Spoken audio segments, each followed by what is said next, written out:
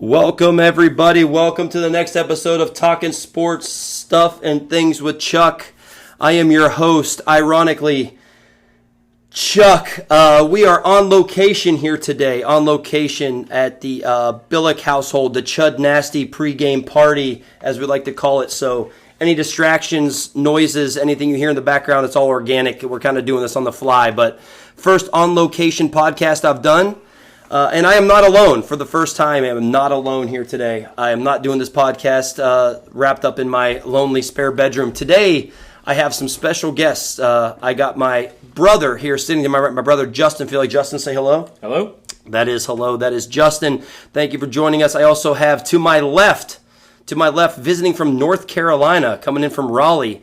I have Brian, the Funk Master, Brian Funk. Brian, how you doing? What's up? All right. Brian is in the building. And to my far right, also visiting from North Carolina up here in the beautiful land, I have the one and only John Billick. John, how we doing today? Doing well, Chuckles. How you doing, bud? Awesome. Glad to have you here. So, listen, glad to have everybody here. Thank you all for listening. Thanks for the support. As always, visit me at chucktalksalot.com. Check out all the platforms. Subscribe to everything. Listen to the latest podcasts. Also, get at me on the email at chucktalksalot@gmail.com. So we'll get right into it here. Obviously, we're going to have a Browns-filled episode with the first game being tomorrow. Super excited, obviously. But before I just start going on a tangent there, let's first start by talking about the Cleveland Indians, who obviously have been wrote off as dead 10 different times here this season. But yet, they won last night, played the Minnesota Twins. Big win last night to keep us within reach. So we still have 2 more games to go in this series and plus a 3-game series coming up. So the question that I have when it comes to the Indians that I read so much on Twitter and what have you is, you know, everybody wants to blame Tito. I've been over this on previous episodes. It obviously has a lot to do with the injuries as to why this team is, I won't want to say struggling. We're actually, if I'm not mistaken, we're like 1 game ahead of last year. John, do you know for sure? I know we're like right with last season.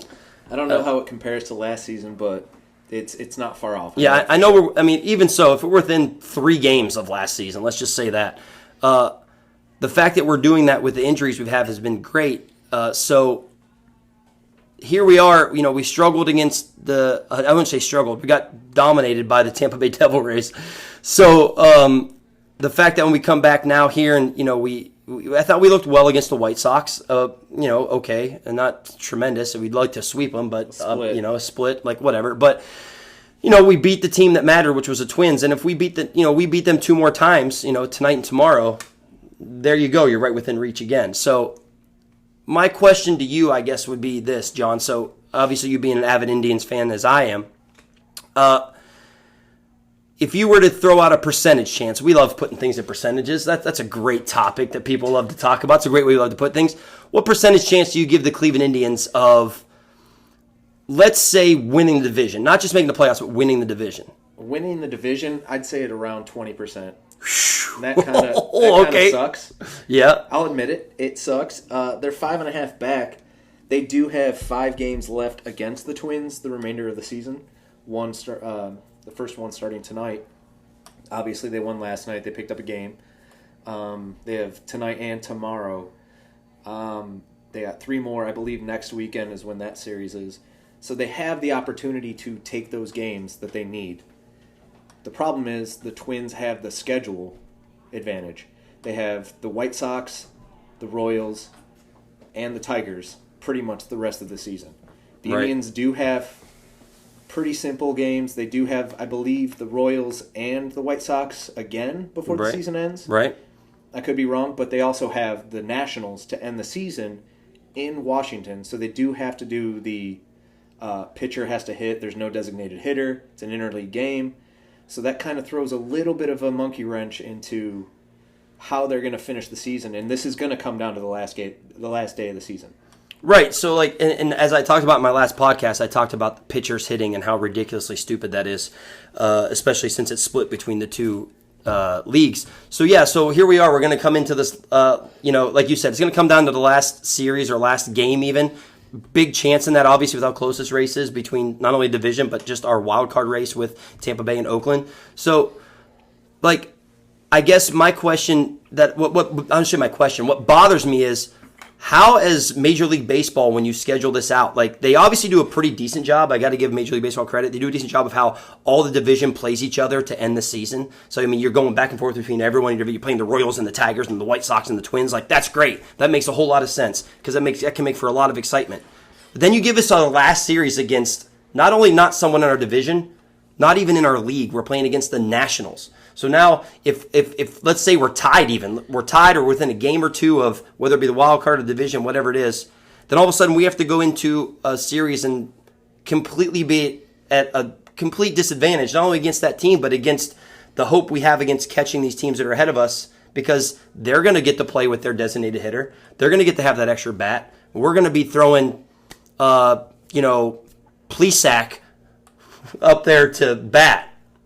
To your comment on that, I've heard Zach Plesac is the best athlete on the team. So that might not be a bad thing, but to your point, I wholeheartedly agree with you because they kind of set this up in a way to split it 15 teams on each league, 5 teams each division. Yeah, it's a nice number. It makes sense for everybody. Rounds off great.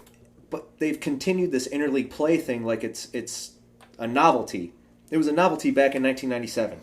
It was right. fun then.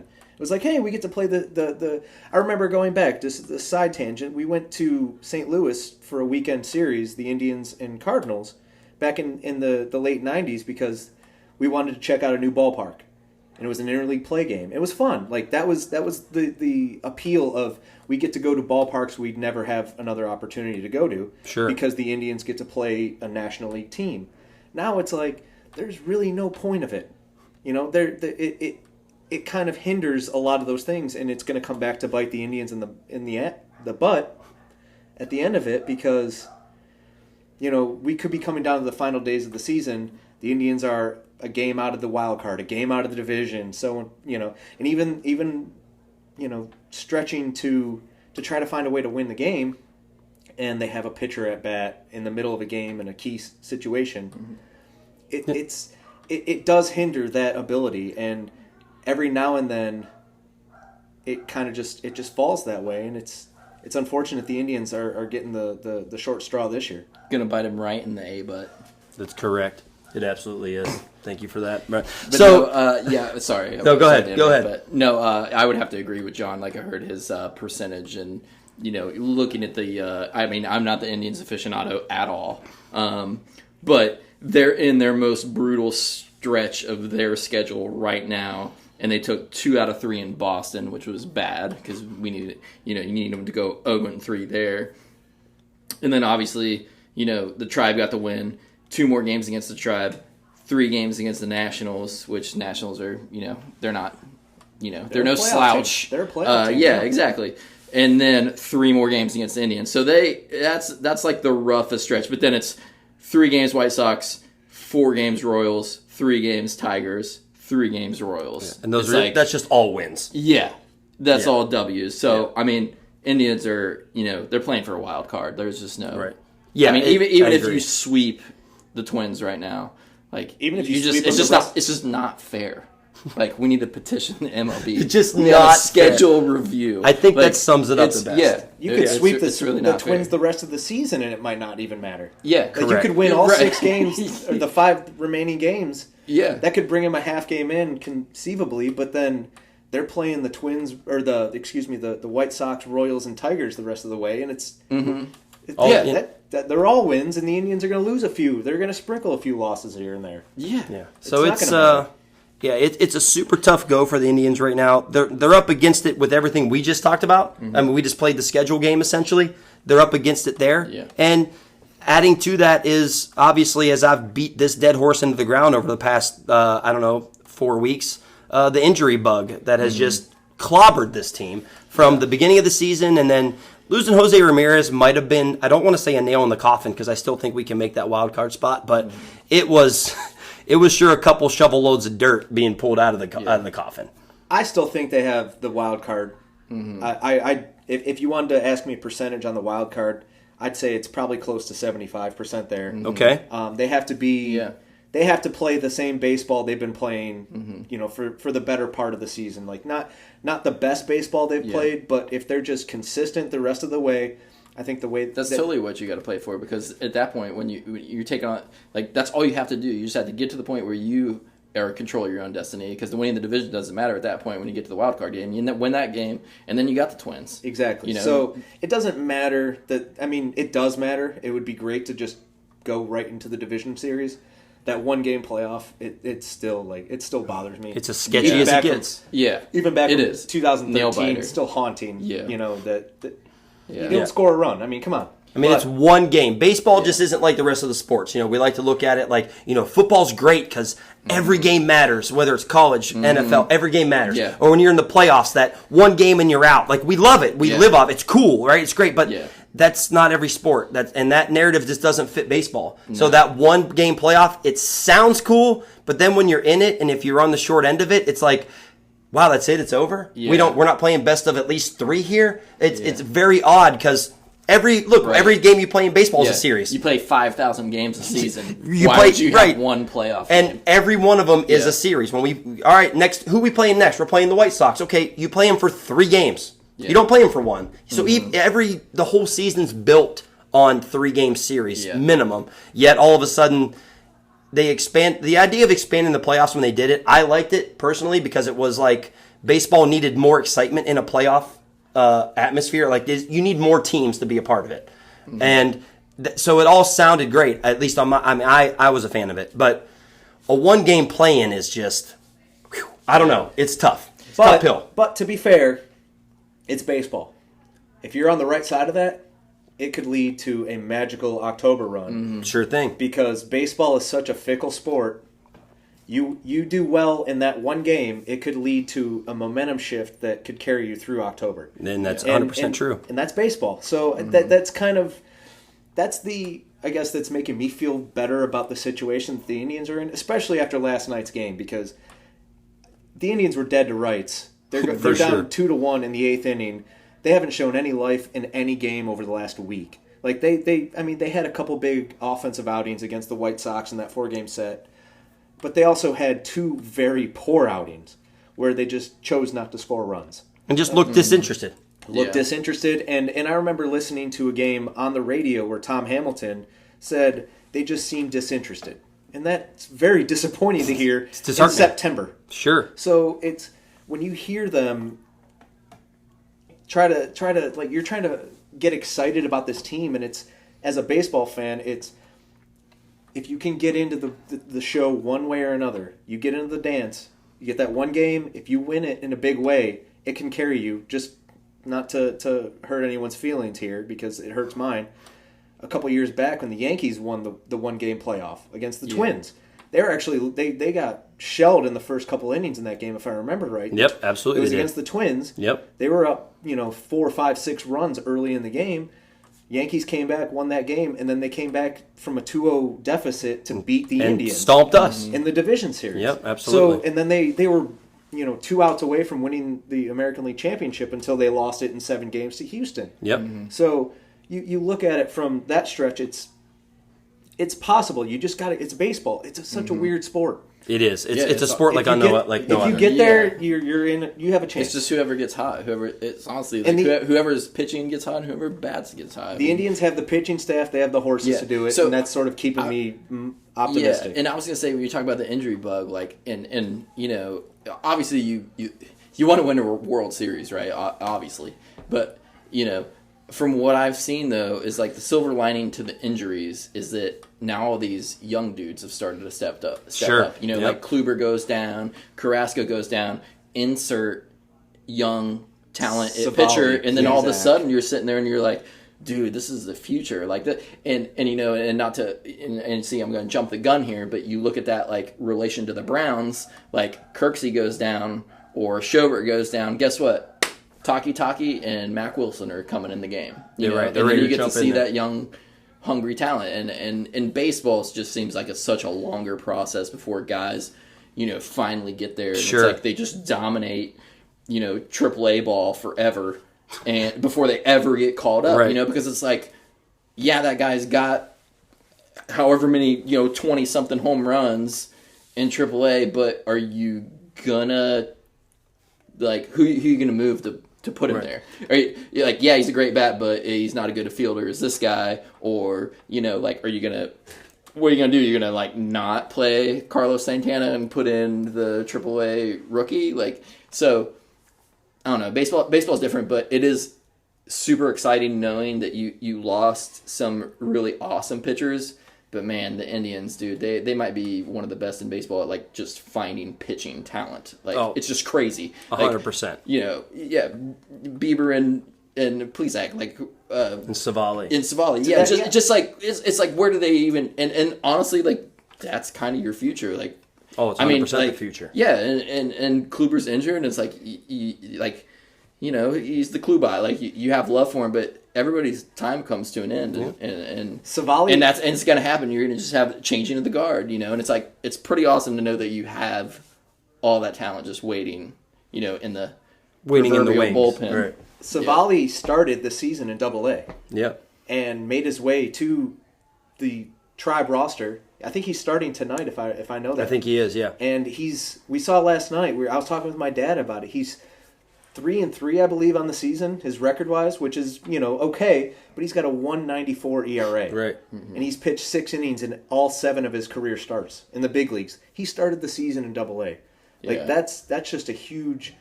The jump is... It's ridiculous. And he acts a lot like, to your point, the Klubot. Yeah. If you've ever watched him walk off the mound, no emotion. Stone face. It's his job. Yeah. He's out there, he's doing his job, and he's doing it well. Yeah, and that's just how, as we said before, the fact that the Indians are a pitching, what do you want to call it? Factory. They just come up with, as we have a dog interrupting the podcast here.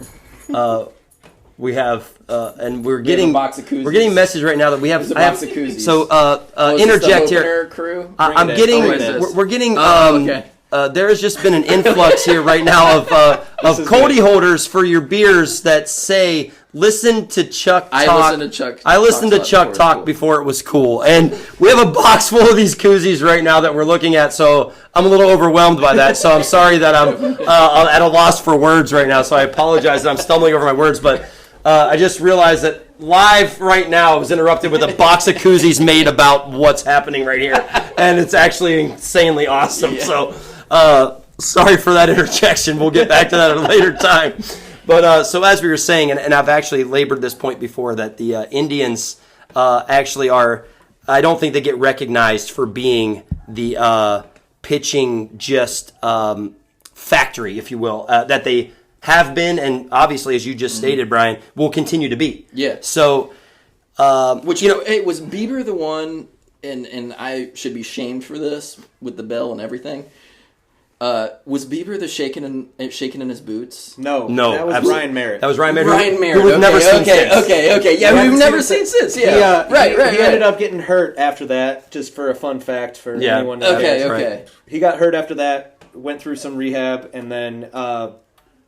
Didn't have enough options to make the Indians roster, so that he ended up getting let go after camp. Okay. So it fizzled out. Right. But I mean, one of the best Photoshop memes ever. Had him on the mound in his cowboy boots. Correct. He had a great week, and he got us to the World Series in 2016. So, sure did. So it was fantastic. He and his wife will forever love Cleveland because we showered him with all those gifts. They bought them every gift they ever wanted for their entire wedding reception. On their registry. So pretty great. Yeah. Good job out of them. So that being said, that kind of covers everything with the Indians at this point. Right now it's a waiting game. Basically, every game's a must-win. And look, we got to ride it out. We're not going to win every game from here till the end of the season. That'd be amazing. Yeah. It's not going to happen, but we have to hope for some luck. We gotta let's beat everybody. You're right. We're going for the wild card. It's plain and simple. Beating the Twins now still gets us to the wild card. So the dance. So that we're on our way to that, and we'll see. Next podcast, obviously, we'll have a much better sense of where we stand with that wild card. So we'll see how that goes. So anyway, hey, Roll Tribe. We're going to keep following them and hope that it works out. So moving on from the Tribe, we're going to obviously step into the Browns now because look, this is a day that I've been counting down for since December last year. Correct. Since the last pass Baker threw was an interception. Right. And then since then, I've been waiting for this day. And then obviously since then up until now and the other podcasts you've all listened to, the things that have happened between now and then were things that I never would have dreamed happened with the OBJ thing and on and on. I've already talked about enough, so I won't labor the point. But something I want to get into before we even move into our talk of the game and what we think is going to happen, predictions, if you will, is, I mentioned who's sitting here with me. That'd be my brother, Justin, my buddies, John and Brian. So, obviously I've known my brother my whole life, his whole life, but him being younger than me. But, he definitely has always been somewhat of a Browns fan. And I would say over the past, 9 to 10 years, he's really jumped on with the Browns and been following them very closely ever since. And it's been something very great, something that brings us closer, that we enjoy together. And it's great. It's awesome. He'll be at the game tomorrow with me, as he has been the last several years, coming to the opener, tailgating the whole bit. And it's awesome. It's something that we enjoy together. And I love it. I cherish it because the Browns are so important to me. And it's awesome that someone who means so much to me in my life is there, and we're going to just have, we're having the best weekend. That's why he's here now. It's not just tomorrow. It's the build-up. It's the prep. It's the day before. It's the day of. And it's the whole season to come that we're going to enjoy together, and it's going to be awesome. Aside from that, these other two guys I have sitting here with me, John and Brian, these two guys here have become two of the best friends that I have in my life, and they'll be friends of mine for the rest of my life. And the only reason I even know these two guys is because of the Cleveland Browns. I met both of these guys solely based on watching Cleveland Browns football. I met John first. I met John in 2010 solely because they needed a parking spot. How it all started was I was doing my thing, tailgating since, whatever time in the morning that starts, usually around 4 a.m. And somebody needed a parking spot. I spotted somebody walking. Actually, was one of John's friends, Chris, who also has become one of my best friends. I noticed he was walking in front of a car that was driving slowly. They were weaving through the mess that is the lot when you show up late and try to drive through it and park. It's impossible. And I happened to look him and, caught eye contact. And I said, "Hey, you looking for a spot?" He said, "Yeah, looking for a parking spot." I said, "Look, I got an extra one right here. We got chairs in it. I'll move it. Y'all can park here." Long story short, not to belabor the point of how it all went down from there because there was a lot involved. That's how I met John. We hit it off, started talking. That was in 2010. It's 2019. This guy's become one of the best friends in my life. He still lives in Charlotte, North Carolina, where I lived in Raleigh. We traveled back and forth that 2.5-hour drive 100 times over that time to hang out. Easily. Easily, right? Whether it be to watch games together or just spend time together, or for you to pass the bar exam to become a lawyer, the list goes on and on. Going back to that time and thinking about how the chances are 1 in a million how you meet that way. Do you think about that as often, I guess I would say, as I do? The fact that when I'm watching a Browns game, I'm always like, that's why I know this guy. How weird is that? Yeah, it definitely comes up all the time, and I think about it all the time because seriously, it was by chance that I was driving the car slowly through the Muni lot that one morning. We thought we were early. And that seriously is the thought of so many people at that point in time. It's 8:30, 9 o'clock in the morning. You're slowly driving through the Muni lot like you think you're early. Yeah. And we're like, we can't find a spot with our, So Chris and Nick was with me too. He got out of the car. They started walking around looking for spots, and Chris found the spot next to Chuck. So the fact that we parked there was one thing. But that year, I had decided to put together this ensemble, my own personal opening game outfit, which was a pair of brown pants that my sister had hemmed for me into shorts, with with orange and white stripes down the side, and then I found this brown vest online. I had this Browns tie that I got in college, and it was sort of just a nice little get up. And the captain logo. No, I didn't. That was that was after. This was the origin story, if you will. All right. And that was all I wore, in orange Chucks, of course.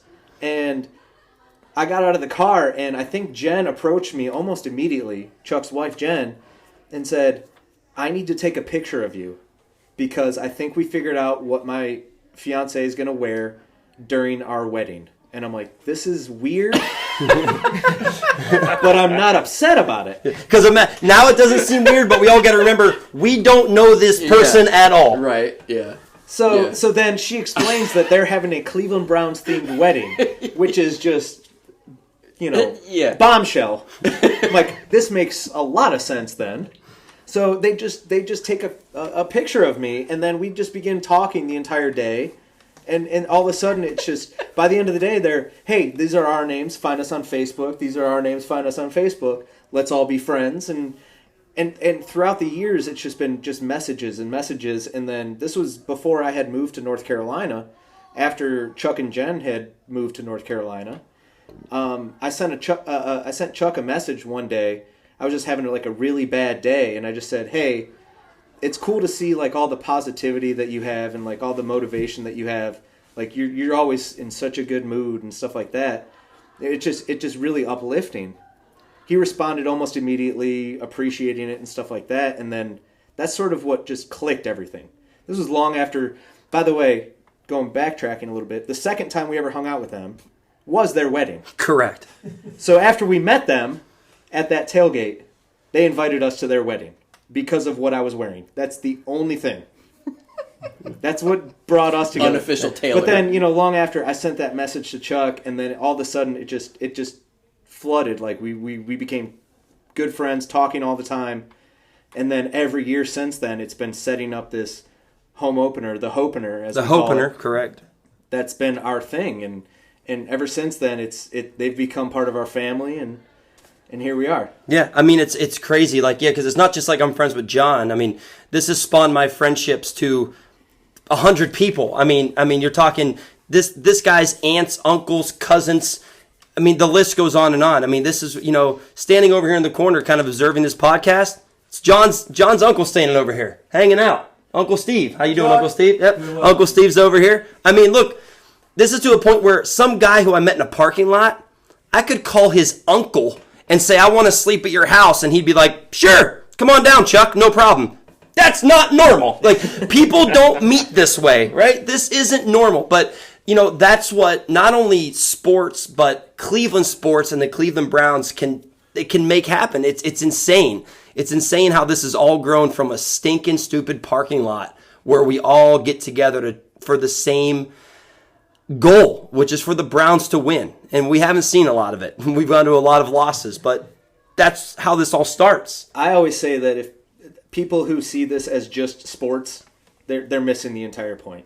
Yeah, you're exactly right. Like, this is way bigger than sports on every level forever. Yeah, from the bottom up, you're 100% right. There's a football game to be played, and it plays a big role in what we do and why we do it, but my goodness, the stuff that surrounds it is huge, whether it be something like making friends, meeting new people, talking about it. Beliefs, camaraderie. Yeah, all of it. It's the gathering to become one with something and have something in common with other people. That you'd never otherwise talk to for any other reason. Correct. So it's very super cool, and I love every second of it. And that's how, so here we are. Here I are. And right now I'm at John's dad's house.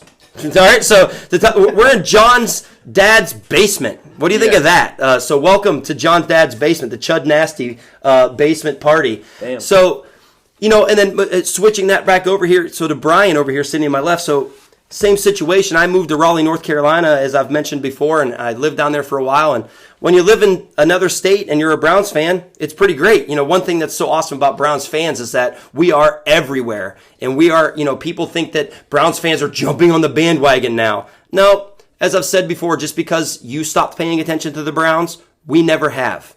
We've never gone anywhere. We know we have sucked. It's not people say, you guys have sucked for 10 years. Oh, really? Oh, thanks for the update, pal. I've watched every game. Haven't missed a snap. I'm aware.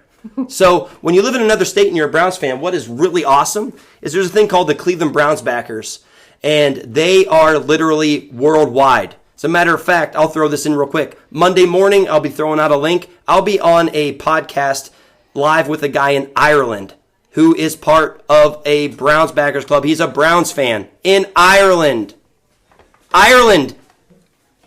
Yeah, so Anyway, I'll get more into that when the time comes, but I'll be joining that guy on Monday. The Browns fans are everywhere. So that being said, I used to go to this Browns backers club in Raleigh for a long time, and while I was going there, started talking to this guy Brian.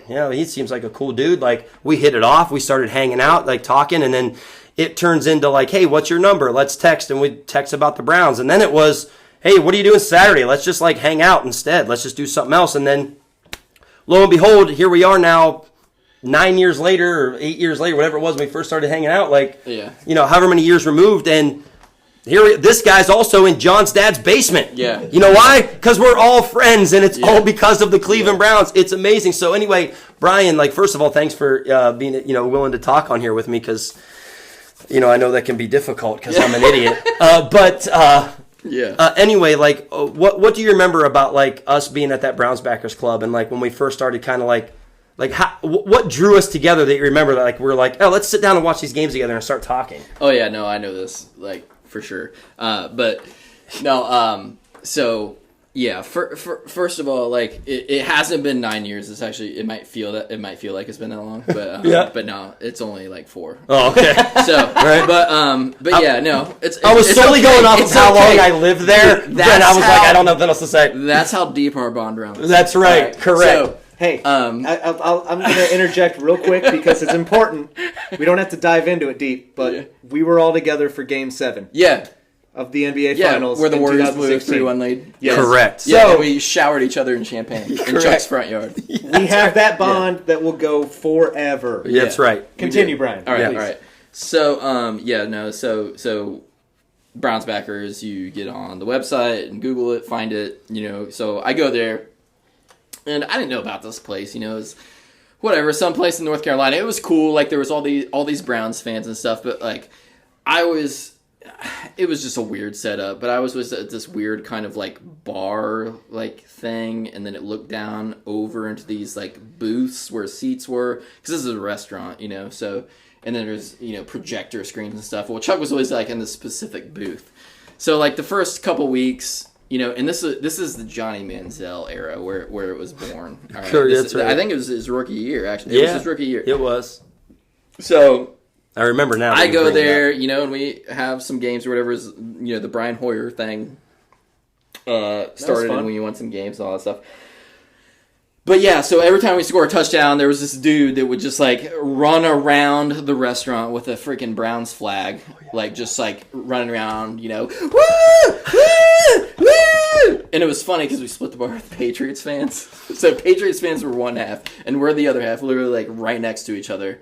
And I can only imagine what they thought of Chuck, and they're all just, looking down their nose at us, these Browns fans. This is what Browns fans are like. They get excited over a field goal or whatever. Right. Bunch of losers. They got to celebrate like they won the Super Bowl every time they score a touchdown. Yeah, Tom, we do get excited. So anyway, Chuck was doing his thing, and it was you just run into people all the time that just.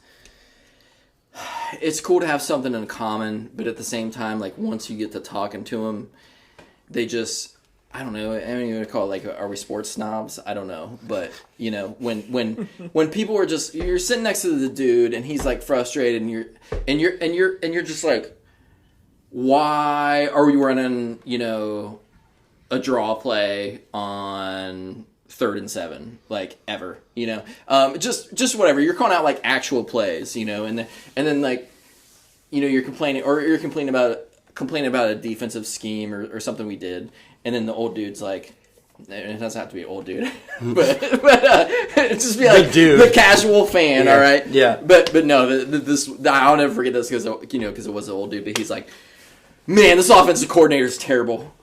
He needs. Why would she just get creative? Why don't we run some trick plays? Run some reverses or some flea flickers or something like that. I was because that works never. Because this isn't. Oh my god! Because this isn't Madden. Exactly. This is not Madden. You can't run the flea flicker reverse. All right. Yeah. until you get Baker Mayfield. Yeah, but, right. So I'm just like dealing with these old dudes. So then I'm just like kind of watching, and I see Chuck like making his rounds, and he's talking to these people, and he's entertaining these people who I can tell he's just like, I can tell he knows what he's talking about, and they don't. But he's the Browns backers president, so he has to be nice to them, And he's like, yeah, oh, dude, yeah, for sure, yeah, you're an idiot. Next, and so then I was trying to, so that's how it started. Me and him sort of just had some little exchanges, and I think once he was like, oh, this dude's not like stupid, he's actually like saying stuff that makes sense. Then we started talking more, so then we were just getting these conversations where we're like venting. Why did the Browns do this? Why did the Browns do that? Joe Banner, I hate you. Why did you cut Phil Dawson after a Pro Bowl season? We've lost so many games because of field goals since then. So that's how it all started, and then like you said, it progressed to this kind of grew and come over, hang out, all that kind of stuff.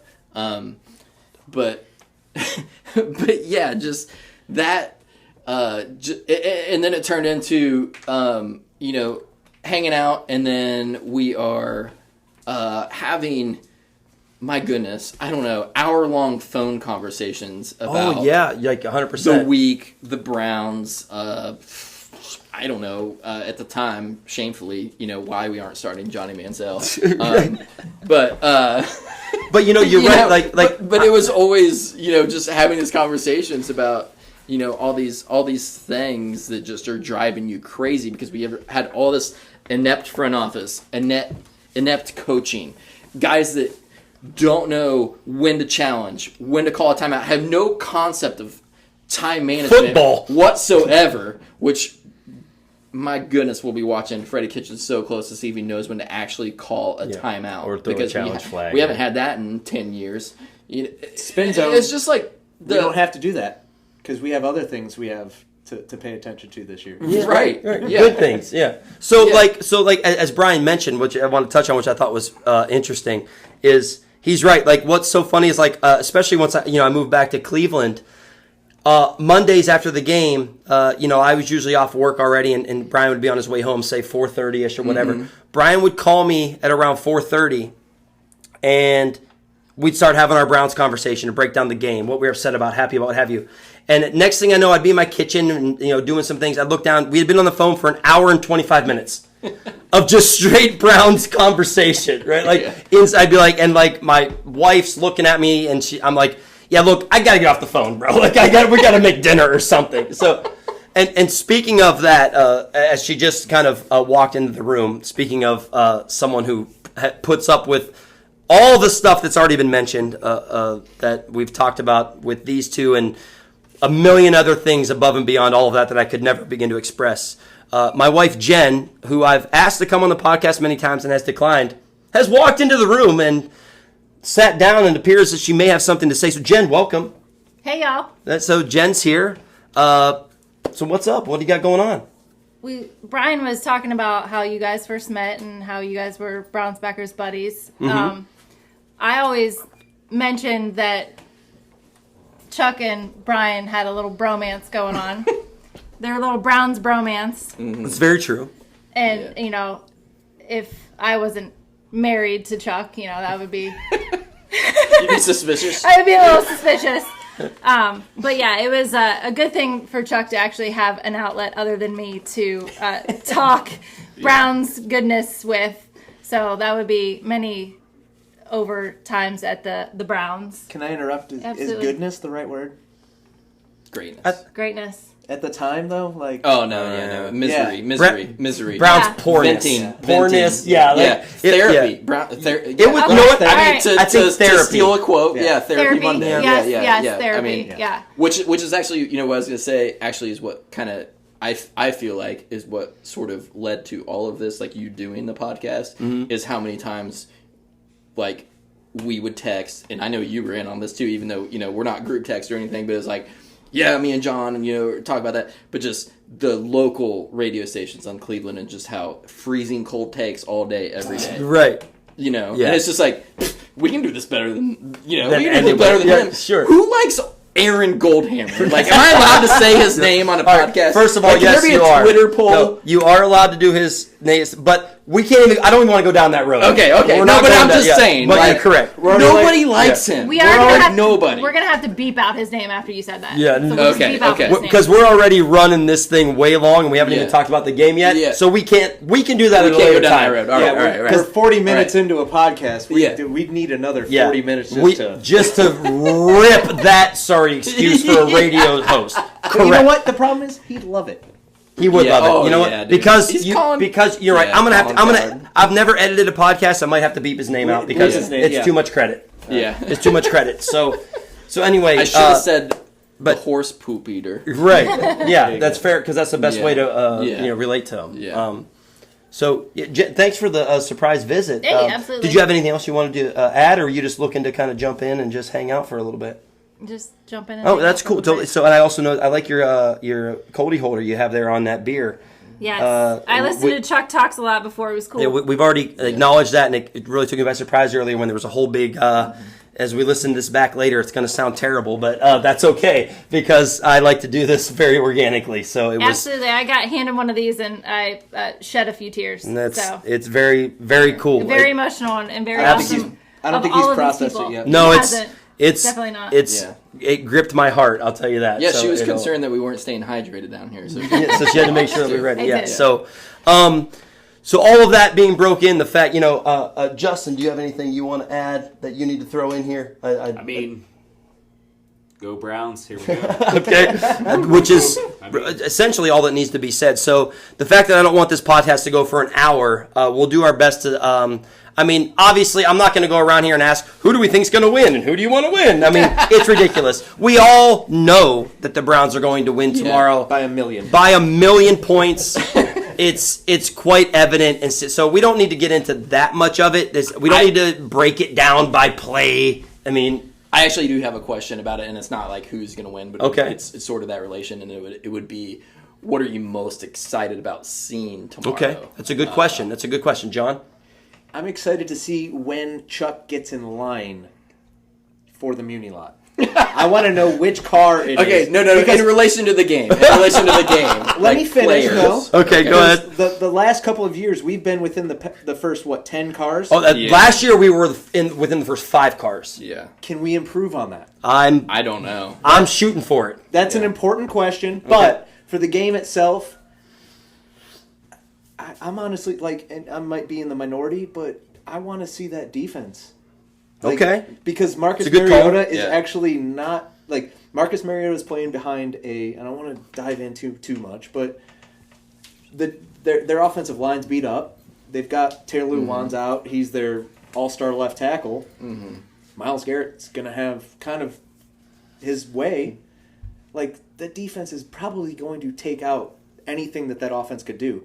So, I mean, we could score 1 million points, sure. That would be a lot of fun, obviously. Yeah. But, it'd be pretty cool to see them just not score any. No, that's all right. So, Justin, what are you most excited? What do you like? He just asked. What are you most excited to see tomorrow when the game starts? Oh man. What are you looking forward to the most? What are you just thinking about? I can't wait to see this. That's a good question. It is right. It's a good question. Scottish Hammer. Yeah. I hope we don't have to see him at all tomorrow. We did say that to him I last would night have at to the bar. say just getting to sit down and just to be excited to watch a game that I myself feel positive that is just going to be an amazing blowout. We're taking it all the way to the house, no questions asked game. That's To be the favorites. That's it. For once. Yeah, to be the favorites for one time, right? be able to sit back and just be like, yeah, what did you say last season? Because I don't even care. Right, because we're winning. We're winning today. Yeah, We're taking it. that is great. That to have the feeling of knowing that if we can have that game in hand, by halfway through the third quarter and know you're taking it home, that's great. For me to answer your question, the thing I'm looking forward to most, what I can't wait for, is, I mean, it's so hard for me to break that down because, man, the Browns as a whole just are consume my life, and both of those answers are awesome, and I love both those. I want to be like, yeah, I want that too, and I do. Yeah.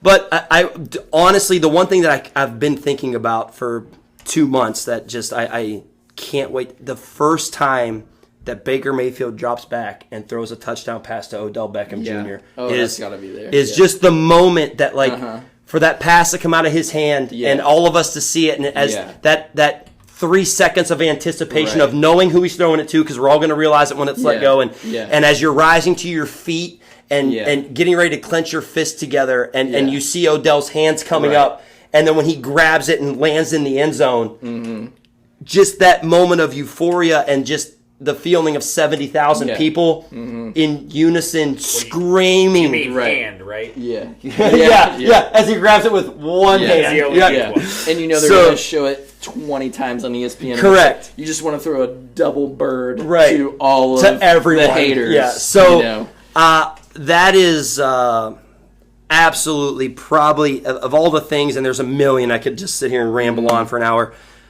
Baker to Odell for that first time, man. Just this, you're gonna feel the stadium under your feet. It's gonna be electric and magical, and I mean, the hair stands up on my arm just talking about it. It's amazing, the thought process of that. What about you, Brian? So you posed the question. John definitely stole mine. Well, I had a couple, so I actually got like 3 things. The one was the defense, like you stole that. Like I think the defense is just gonna be ridiculous, and I can't wait. And they are under the radar, which is weird, but they're under the radar. Part of me thinks that Steve Wilkes is almost like he's building a defense, like, and I hate to give him any credit because I think they're going to crash and burn, but he has the utilities, like it's the Lamar Jackson stopping defense with that hybrid, like running 3 safeties. You know, it's like that. Whatever you want to call it, 5-2-4, 4-2-5. Yeah, 4-2-5. I guess is what you're going to call it. DBs all over the place, like speed everywhere. That's going to be awesome to watch. But like, just that front 4 just freaking destroying people is going to be amazing, and especially like you said, like the offensive line. Myles Garrett's on his way to a defensive player. Oh yeah, 100%. No, that preseason game where you had Garrett and Vernon basically almost run into each other every play off the end, and you're like, every play. They were out there for 10 plays. You're like, no, we get to see that the entire. There's going to be a quarterback in the middle. And then when I finally stopped in, Sheldon Richardson or Devereaux Lawrence, who is my favorite new player. That dude's a beast. Big guys, and Larry Ogunjobi, like, dude, just blitzing up I mean, they're going to be really good on defense. The list goes on and on. But super excited about the defense. And then I, for one, can't wait till week 9. But before week 9 happens, and we have 2 elite running backs, Nick Chubb, man.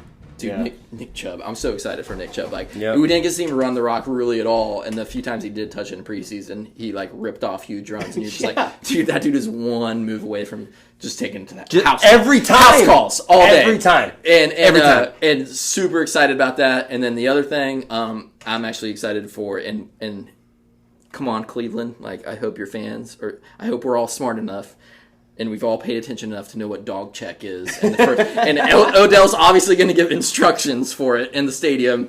And then I hope that's like, that happens like once a game. Well, so everybody knows what to do. Let me interject here real quick, because I know you live in Carolina. You haven't been to the games. It's already happened at the preseason games. It's very clear. Okay. They do it on the scoreboards before many, many times. Okay. Everyone's got it down. All right. They give the dog check and everyone's on it. Okay. Does it work? Good. Yes. Good. It's fantastic. So like they did it at they did it at the Orange and Brown scrimmage. They did it at both preseason games. It's very clear. They do it up on the field a couple times, several times. They do it a couple of times. Yeah. It's great. So okay, good, because that was one thing, and that sounds like, whatever petty cheerleady of me, I guess. But it was one of the things. So, and this is the reason it bothered me. Like, I love Here We Go Brownies. Like, obviously, if you're a Browns fan, you love the Here We Go Brownies. Yeah. However, there is nothing intimidating about that to other teams, like, that have never heard it.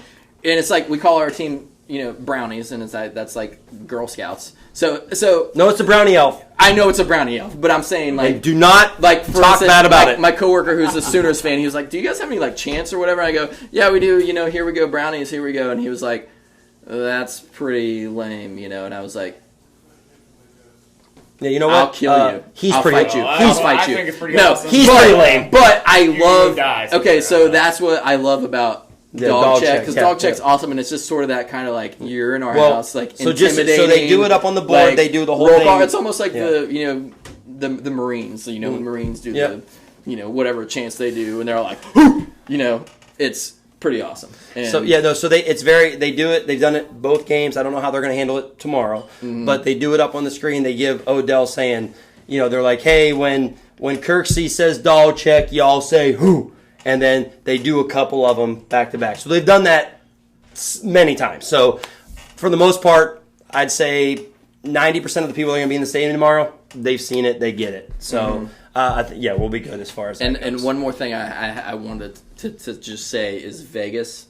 Vegas is so tricky. Like, so I've been, obviously you've probably been getting mad about power rankings and Sure.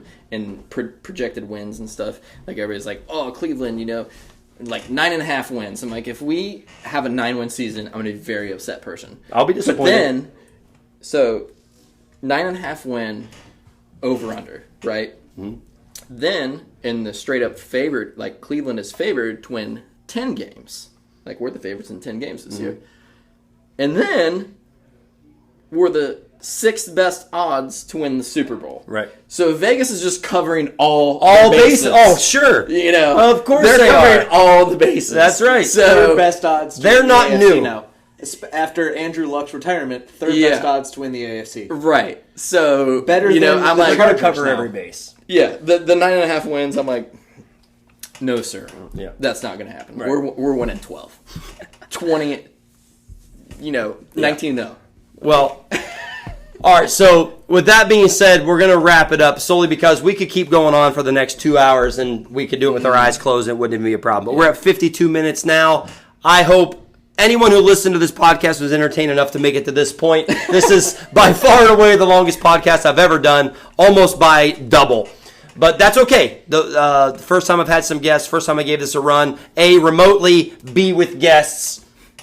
I had a blast. We had dogs. We had About to go hop in the koozies. Yeah, we had dogs. Uncles. We had uncles rolling in. We had beer koozies showing with Wives. my name on them. My wife rolling in. It's been an out-of-control thing, but you know why? It's an out-of-control weekend. I'm going to be way loose from the time I turn off this microphone till Monday afternoon at some point. So that being said, guys, listen, as I end every episode, thank you all for listening. Thank you all for support. Please go to chucktalkslot.com. Subscribe. Whatever platform you want to subscribe to, please subscribe. You'll get the notifications. You can listen each week. I might be doing more than an episode. I might start doing 2 episodes a week because there's just too much sports and too much things and too much stuff for me to handle in one 30-minute episode. I'd like to keep them to around the 30-minute mark. It seems like people like that, so I might just do a couple 30-minute episodes a week. So we'll see how it goes. Depends how the sports and stuff and things takes me. Otherwise, guys, we'll catch you on the flip side. I'll probably do one after the game tomorrow, not tomorrow, but Monday or Tuesday to recap the game and plus the just first full Sunday NFL slate of games. So I'll talk to you guys then. Y'all be good or be good at it. And as I always say, don't look down on somebody unless you're helping them up. Peace. Y'all be good.